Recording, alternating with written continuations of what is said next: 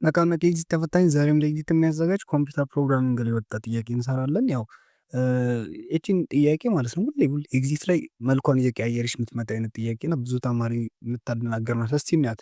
ዋት ኢዝ አውትፑት ኦፍ ዘ ፎሎዊንግ ኮድ ስኒፔት ይላል። ኤ ስለዚህ ሲ ፕላስ ፕላስ ኮድ ነው።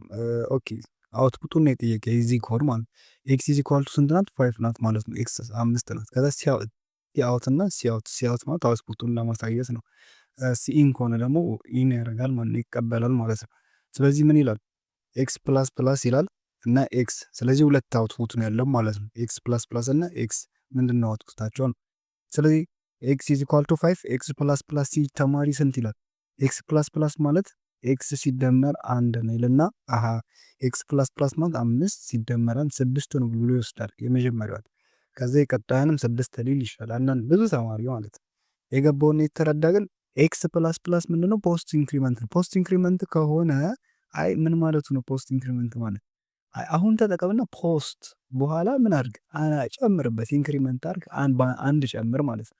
ስለዚህ አሁን ላይ 5 ውሰድና ለቀጣይ ስንት ውሰድ ነው የሚለው? 6 ውሰድ። አይ አሁን ፖስት ኢንክሪመንት ለዛ ፕሪ ኢንክሪመንት እስከሆነ አሁን እዚህ ጋር ፕላስ ፕላስ ኤክስ ቢሆን ግን ስንት ነው? 6 ነው የሚሆነው። የታችኛው ሁለቱም 6 ነበር ፕላስ ፕላስ ኤክስ ቢሆን የላይኛው ማለት።